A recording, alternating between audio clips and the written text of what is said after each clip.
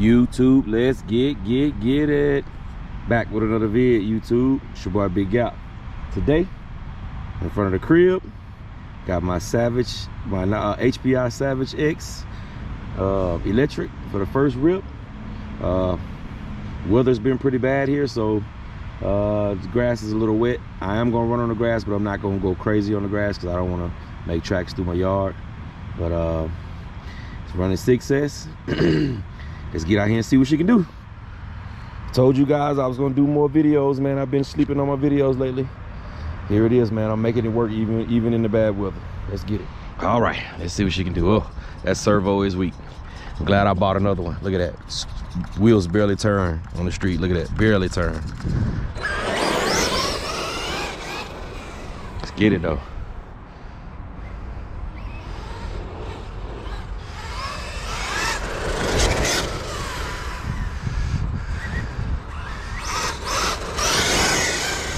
Feel like my slipper clutch is a little loose, fellas, because I can't even wheelie.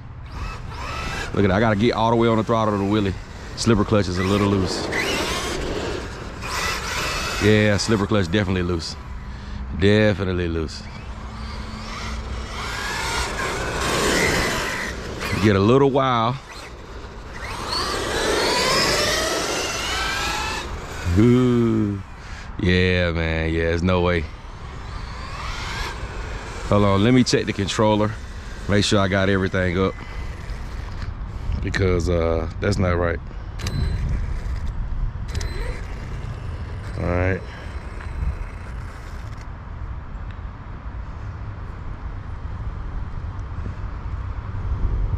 That's the dual rates. Yeah, that slipper clutch. That slipper clutch is toast. It's not toast, but it's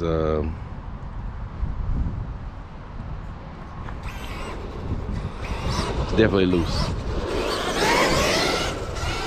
I mean, it's still getting up and running, but that slipper clutch is way loose.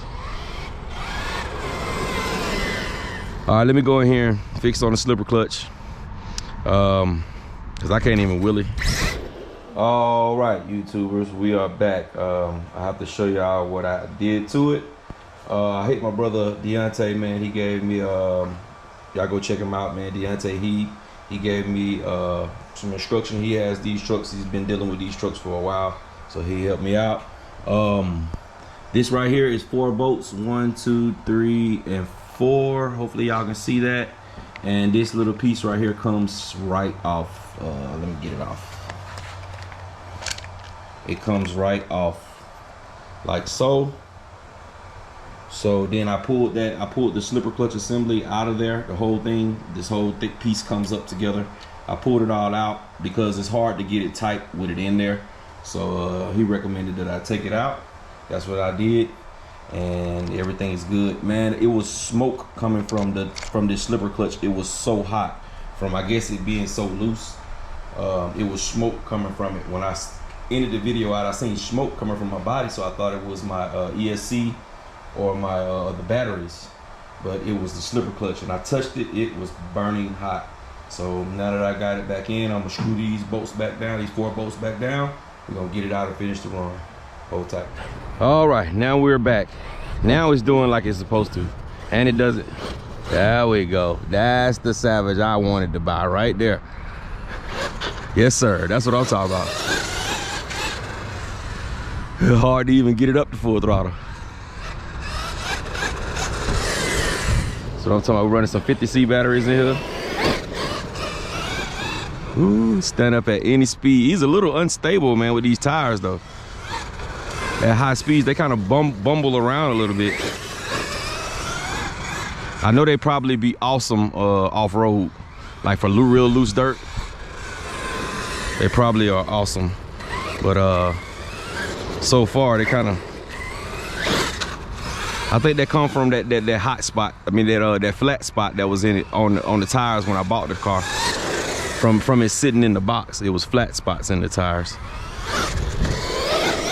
Ooh, yes sir, this thing needs a wheelie bar, man. I don't even know why they would put a truck out with this much power without a wheelie bar. All right, let's take it around to the back. Like I said, we get back here, we're not gonna rip it up, man. The grass is a little damp.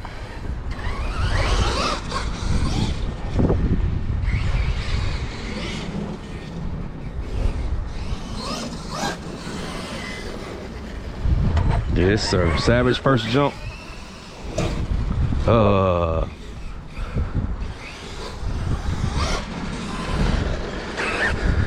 Definitely got to put a new servo in there. I have one in there for it, so that's a good thing. Probably get a couple more runs out of this servo before I change it, because I've never worked on a Savage before, so it'll be new to me. Stay running though. You gotta get on that brake to get it whipped around. Whew. Grief.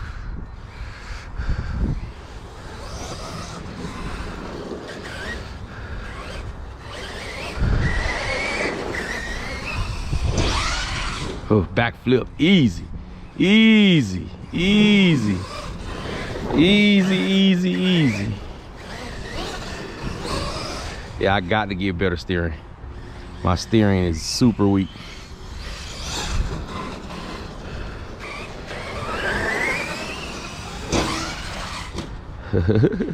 Easy backflips, baby. But it wasn't the actual car, you know, motor. I mean, ESC batteries that was smoking. It was the slipper clutch. And see, I never knew that.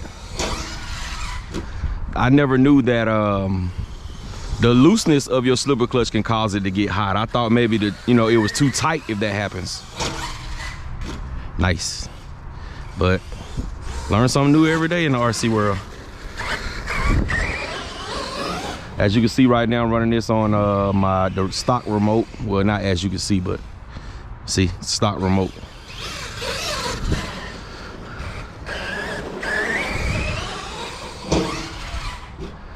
I probably can hit 2 backflips on a small jump with this thing, man. This thing is bananas. I'm liking it, man. I'm liking it. Only thing I'm disliking about it right now is the tires for the stability on road, and then the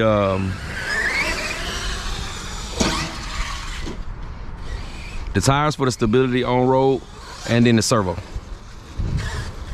But when you let the throttle go, it turns pretty well. It just when you hit the throttle, it pushes a lot. See, but when you let the throttle go, you get on the brake a little bit, it turns pretty good. But for me, this truck really would just be a basher. It's just gonna be break out to enjoy myself and send it. That kind of stuff is landing beautifully on that grass. I want to see what's gonna be the difference when I land on a harder surface though. Is it gonna bounce too much? Because I haven't did any shock tuning, but on that thick grass over there, it lands perfect. It lands nice and plush. This thing is bananas. I haven't really got on it super hard on the throttle. Whoa! That was a nice hit.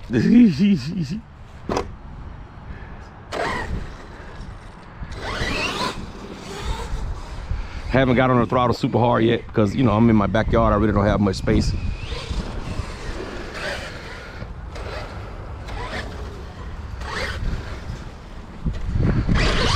Standing backflip, let's go. That's what I wanted to see. Yes, sir. Standing backflip. Man, this thing backflips so easy, man. So easy. It reminds me so much of the Outcast. Look at that, man. Every time, man. I'm not even hitting the throttle hard. This is legit, man. I'm liking it. This is an excellent basher. Excellent basher. I'm gonna reinforce that body. I'm gonna put something on, or not reinforce the body, but I'm gonna put something on those body mounts to keep that body from all that chatter. There's a lot of body chatter. She's running good though. I wish I could have got to the park today, man, but nah, couldn't do it. What is that on my tire? Y'all seen that standing backflip though? That was perfect. That thing got crazy. It cogged a little bit out of the gate when I first hit it. Then when it caught on, oh, nice, easy backflips, man. I love that. Let's go, Mr. Savage. There's no way they shouldn't have put a wheelie bar on this thing. That was crazy. So now I'm gonna have to look one up, try to buy one, find one somewhere aftermarket, because this thing definitely needs a wheelie bar.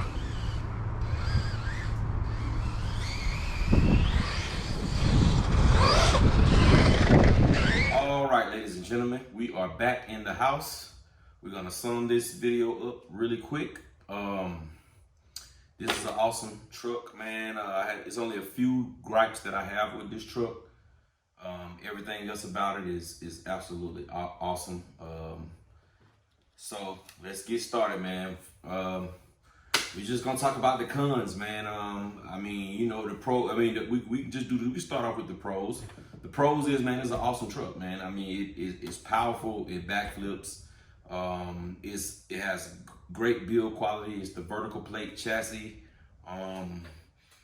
It's an awesome truck, man. I just really can't really say much about it. It reminds me a lot of an Outcast, but it's built a lot like the Nero with the vertical plates. I've had a lot of bad luck with my vertical plate chassis cars not being able to stay straight up under power, but this one seems to do a little bit different. This one actually does good under power. So I mean, it's a good rig, man. It's something to have in your collection if you are a basher, like you just like to jump, you like to just, you know, send it and all that kind of stuff. This is a great platform for that. I don't know about part support just yet, but like I said, if you just want to jump and have a good time, do wheelies down the street and stuff like that, perfect truck for you. So let's get into it, man. The cons that I have with this truck. The biggest con for me on this truck is the battery trays. They upgraded it, they did a little bit better, but man, I think it would be so easy to just put a battery tray sideways, sticking out sideways, where you can just drop your batteries down in it, pull the strap over it, plug it up, put the body on, and go. To me, I think they did too much with this. So you have to pull this little thing right here. You have to let it down. You see right here. Hopefully y'all can see that. Let me see if y'all can see that really good. Yeah, y'all can see it. Right here, this lead gets in the way when you closing this door and you connect the battery into it. They designed this to be able to take the fatter batteries, but when you put the fatter batteries in with all this extra access right here and coming from the batteries, it's hard to close the battery tray. And what you're doing is you're pinching your wires. You're pinching your wires, and that's not what, you know what I'm saying? Like, if they would have gave me this, turn it the opposite way, and just set it on the side of the truck facing upwards, just this little box where you can just drop the batteries in, pull this strap over, and go for it. I think they overdone it with this battery compartment. I end up having to run my small batteries. I couldn't run my two big 3S batteries that would have gave me a lot of runtime. Let me show you what I had to run. Hold on.